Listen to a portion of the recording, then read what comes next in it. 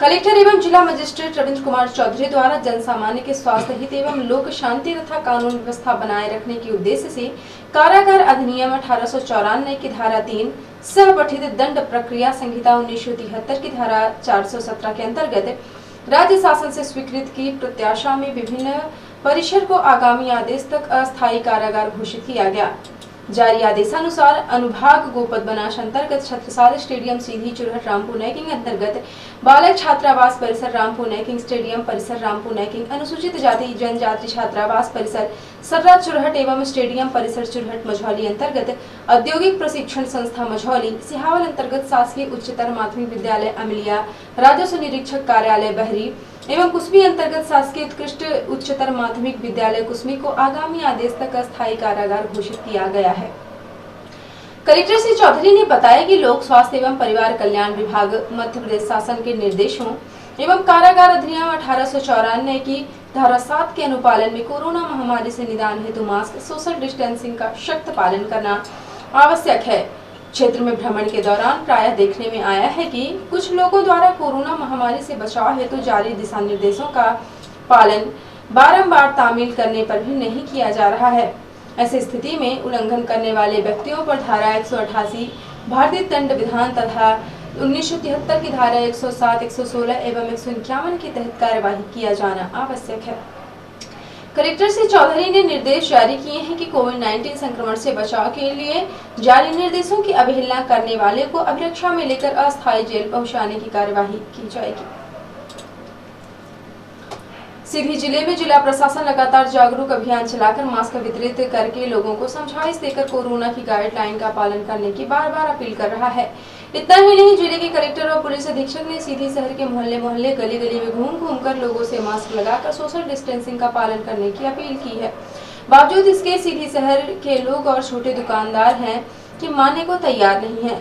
2 दिन के लॉकडाउन के बाद सोमवार को जैसे ही लॉकडाउन खुला, सीधी शहर के बाजारों में कोरोना नहीं लोग अनियंत्रित हो गए। शहर में उमड़ी भीड़ को देखकर कहीं से भी ऐसा नहीं लगा कि लोग कोरोना से खौफ खा रहे हैं। सीधी शहर के पुराना बस स्टैंड, लालता चौक, गांधी चौक में लोगों की भारी भीड़ दिखाई पड़ी। वहीं सबसे खतरनाक स्थिति सीधी शहर के पालिका बाजार में देखने को मिली, जहां पर पूरे शहर के लोग सब्जी और फल खरीदने के लिए बड़ी संख्या में पहुंच गए और वहां पर बड़ी संख्या में ठेले वालों ने बीच सड़क पर अपनी दुकान लगाकर अपनी दुकानदारी चलाई। सीधी शहर के पुराना गल्ला मंडी में भी सोशल डिस्टेंसिंग और मास्क न लगाने की धज्जियां उड़ती दिखाई पड़ी। एनटीवी इंडिया न्यूज ने सीधी शहर के पालिका बाजार में पहुंचकर भीड़ का कवरेज किया तो भीड़ में अनेकों लोग बिना मास्क के बेपरवाह घूमते दिखाई पड़े और उन्हें न तो कोई रोकने वाला न कोई टोकने वाला दिखा। पुलिस प्रशासन को यह भी नजारा नहीं दिखाई दिया। सीधी शहर के पालिका बाजार का ये नज़ारा देखकर आप लोग ये अंदाज़ा लगा सकते हैं कि साहब कोरोना बेकाबू नहीं है, लोग बेकाबू हो गए हैं, लोग नियंत्रण में नहीं है और हम कोरोना को दोष देते हैं। इन नज़ारों को आप देखिए और आप खुद ही इस बात का फैसला करें कि कोरोना बेकाबू है कि लोग बेकाबू हैं। ये भीड़, सोशल डिस्टेंसिंग का कहीं कोई पालन नहीं, बहुत से चेहरे ऐसे हैं जिनमें मास्क ही नहीं है, लोग बेखौफ हो गए हैं। 2 दिन के लॉकडाउन के बाद लोगों को जो ये आज से राहत मिली है, लोग उसका बेजा उपयोग कर रहे हैं।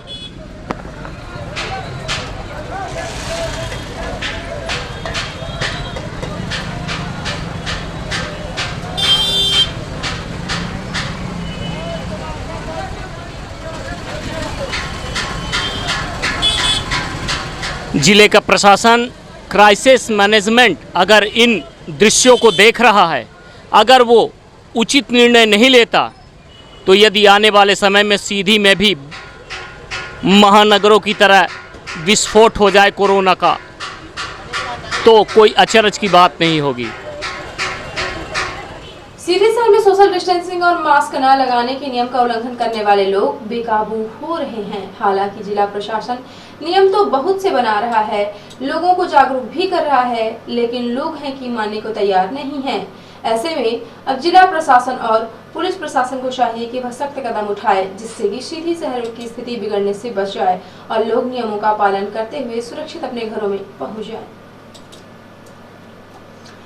जिला सत्कार अधिकारी ने जानकारी देकर बताया है कि खाद्य एवं नागरिक आपूर्ति एवं उपभोक्ता संरक्षण मंत्री श्री बिसाहू लाल सिंह 15 अप्रैल 2021 को सीधी आएंगे।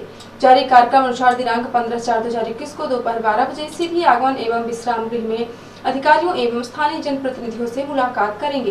तत्पश्चात मंत्री श्री सिंह दोपहर 1 बजे कोविड-19 के संबंध में जिला प्रशासन, मुख्य चिकित्सा एवं स्वास्थ्य अधिकारी, जिला क्राइसिस मैनेजमेंट समिति के सदस्यों, जनप्रतिनिधियों एवं सामाजिक संगठन के प्रतिनिधियों के साथ कोरोना संक्रमण से बचाव हेतु उपायों से संबंधित आवश्यक बैठक में भाग लेंगे।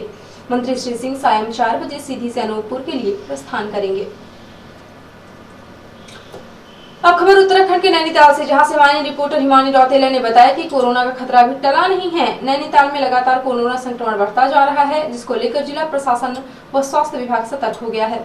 आज मल्लीताल के होरथनविला में एक परिवार के 6 लोगों में कोरोना संक्रमण की पुष्टि हुई थी, जिसको लेकर सोमवार को एसडीएम प्रतीक जैन के नेतृत्व में बीडी पांडे अस्पताल की टीम ने 6 लोगों के संपर्क में आए लोगों का कोरोना जांच किया।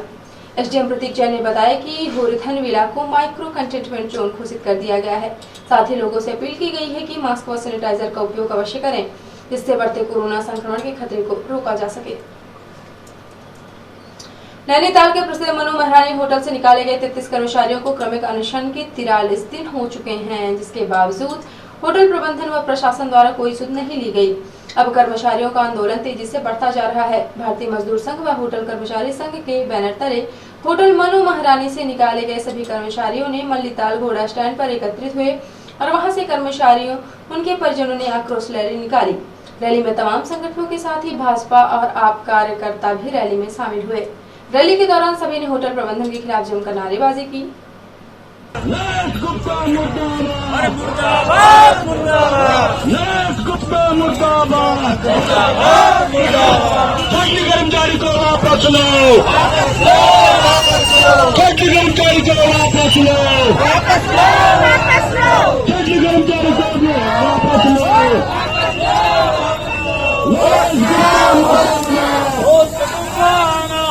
आना होगा, आना होगा, तुमको आना होगा, आना होगा, आना होगा।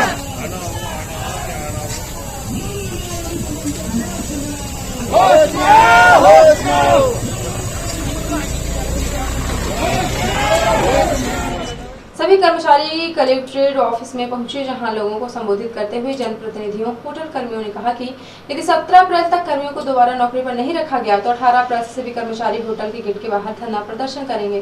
साथ में होटल के अंदर पर्यटक और कर्मचारियों की आवाजाही भी रोक देंगे, जिसकी पूरी जिम्मेदारी प्रशासन की होगी। इसमें अगर कोई जान माल की हानि होती है तो शासन प्रशासन मनु महारानी प्रबंधन जिम्मेदार रहेगा। लेकिन हम इतना जरूर कहना चाहते हैं कि ये देश, ये प्रदेश, ये जिला कानून से चलता है, दस्तूर से चलता है या मनमानी से चलता है, इस बात का फैसला भी होना है। सब जानते हैं, केवल इतनी सी बात है, कोविड-19 के विषय में जो प्रोटोकॉल था हमारे साथियों ने आप सबके सामने रख दिया है। और ऐसे में मनु महारानी के अगर मैनेजमेंट को थोड़ा समझदारी होती, कोई मूल्यों वाला मैनेजमेंट होता तो उन कर्मचारियों को उसने अप्रिशिएशन देना चाहिए था। आपके कारोबार को फर्श से अर्श पर पहुंचाने वाले, और जब आपने कहा संकट है तो उन्होंने कहा भाई हम जैसे कहते हो वैसे आपके साथ ये संस्थान हमारा भी है, इसके लिए काम करना चाहते हैं। और आपने कहा देखिए कुछ समय जब तक ये आपदा है कि हम एक लिख के भी आपको दे देते हैं कि आप कुछ समय का हमें समय दे दीजिए। कर्मचारियों ने खुद ही वॉलंटियर किया, आपने लिख के दे दिया कि भाई जैसे ही कारोबार शुरू होगा तो कारोबार शुरू होने के बाद हम आपको प्राथमिकता के आधार पर होटल में बुलाएंगे, आपको काम दिया जाएगा और सारा आपकी रोटी रोजी पूर्ववत चलती रहेगी। तो ये ठीक बात थी। कर्मचारी सोचे कि आज बुलाएंगे, कल बुलाएंगे, लेकिन आपके इरादे नेक नहीं रहे। दुर्भाग्य है उत्तराखंड के जो सीधे साधे लोग हैं, जो राज्य यहाँ बना यहाँ के लोगों को न्याय दिलाने के लिए, और आपने किया इन लोगों को बुलाने के बजाय कुछ नए लोगों को आपने भर्ती कर दिया। तो ये दुर्भाग्यपूर्ण परिस्थिति पैदा हुई। कर्मचारियों ने बहुत शालीन ढंग से उनके संज्ञान में इस बात को रखा। मैं आपके संज्ञान में इस बात को लाना चाहता हूं 20-20, 25-25 सालों से लोग वहां काम कर रहे हैं। कभी आपने भी, आप हम सब ने, यहाँ हम शहर में रहते हैं, सारे कार्यक्रमों में रहते हैं, मन्नू महारानी के कर्मचारियों के द्वारा कभी बड़ी कोई ऐसी बात मैनेजमेंट के साथ हुई हो कि हमने सुना नहीं।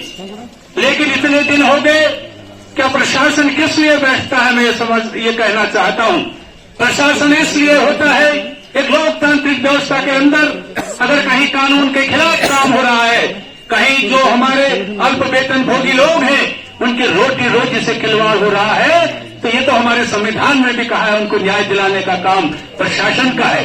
ये समझौता आपके सामने रख दिया गया है, कोई लेबर लॉस का सवाल नहीं है। पहले हम अपने भगवान पर हाथ जोड़ते हैं कि हे ईश्वर हमारा भला कर दो, आप लगा दो। आज हमने जागरी लगाई है और यहाँ काम हमारा होगा, नहीं तो मन्नू महारानी के खिलाफ हम घात लगा के जाएंगे। ये यहाँ टिक नहीं पाएंगे।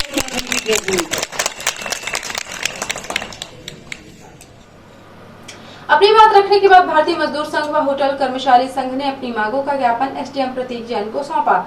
इस दौरान मदन गिरणा, वीरेंद्र खकरियाल, नरेंद्र पपोला, भाजपा मंडल अध्यक्ष आनंद बिष्ट, अरविंद पडियार, साकिर अली, भोपाल बिष्ट, हरीश जी मौजूद थे।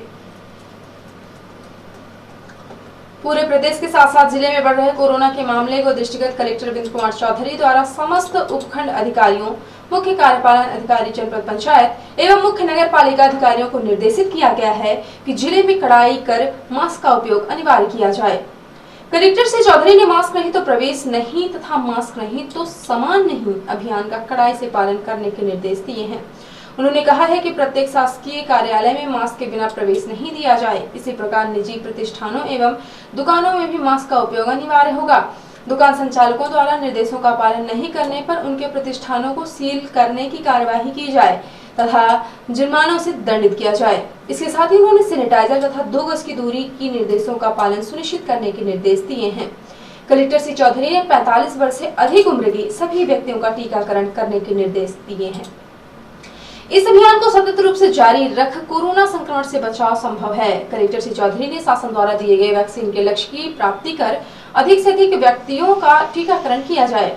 इसके साथ ही कलेक्टर श्री चौधरी ने निर्देशित किया है कि सभी चेक पोस्टों पर विशेष निगरानी की आवश्यकता है, जिससे किसी भी प्रकार की अवैधानिक खरीदी को रोका जा सके। इसके लिए अन्य जिलों एवं राज्यों से गुजरने वाली सभी भारी वाहनों पर निगरानी रखें तथा अपनी रिपोर्ट जिला स्तरीय टीम को प्रतिदिन भेजना सुनिश्चित करें। बैठक में अपर कलेक्टर हर्षल पंचोली, मुख्य कार्यपालन अधिकारी जिला पंचायत आर के शुक्ला, मुख्य चिकित्सा एवं स्वास्थ्य अधिकारी डॉक्टर बीएल मिश्रा सहित समस्त उपखंड अधिकारी एवं विभागों के जिला स्तरीय अधिकारी उपस्थित रहे। और अब से प्रादेशिक हलचल। भोपाल में 6 दिन का लॉकडाउन। आज रात 9 बजे से 19 अप्रैल सुबह 6 बजे तक सब कुछ बंद। भोपाल के जेपी अस्पताल में डॉक्टर से बदसलूकी करने वाले विधायक पीसी शर्मा, गुड्डू चौहान पर 2 दिन बाद केस दर्ज। मध्य प्रदेश में बोर्ड परीक्षा जून तक टल सकती है। 8वीं तक के स्कूल 15 जून तक बंद रखने का भी विचार। और दतिया के पीताम्बरा पीठ मैहर में शारदा मंदिर, नलखेड़ा का बंगला मुखी मंदिर समेत दूसरे माता मंदिर बंद। घर पर ही करे मां की भक्ति। और अब पेशा राष्ट्रीय हलचल। गुजरात हाईकोर्ट की सख्त टिप्पणी। जज बोले कोरोना मरीजों को बेड नहीं मिल रहे हैं, दवा नहीं है, उन्हें लग रहा है कि सब कुछ भगवान भरोसे है। फाइटर जेट की खरीद में भ्रष्टाचार के आरोप की 2 हफ्ते बाद सुप्रीम कोर्ट करेगा सुनवाई। 2 साल पहले दी थी क्लीन चिट। मोदी कोरोना का साधने में लगे रहे, उधर अमेरिकी नौसेना भारतीय सीमा में घुसकर धमका गई। और ब्राजील को पीछे छोड़कर भारत फिर दूसरा सबसे बड़ा कोरोना संक्रमित देश बना। तो ये थी आज की प्रमुख हलचल। यदि आप न्यूज फेसबुक पर देखते हैं तो पेज को लाइक और फॉलो करें। यूट्यूब पर देखते हैं तो चैनल को लाइक और सब्सक्राइब करना बिल्कुल ना भूलें। आप किसी भी न्यूज को तत्काल पढ़ने के लिए लॉग इन करें www.ntvindianews.com। सीधी एवं बिंदी की प्रत्येक न्यूज का अपडेट तुरंत अपने फोन पर पाना चाहते हैं तो आप प्ले स्टोर से हमारा app NTV India news download करें और जुड़े रहें अपने आसपास की समस्त गतिविधियों से NTV इंडिया न्यूज के साथ। नमस्कार।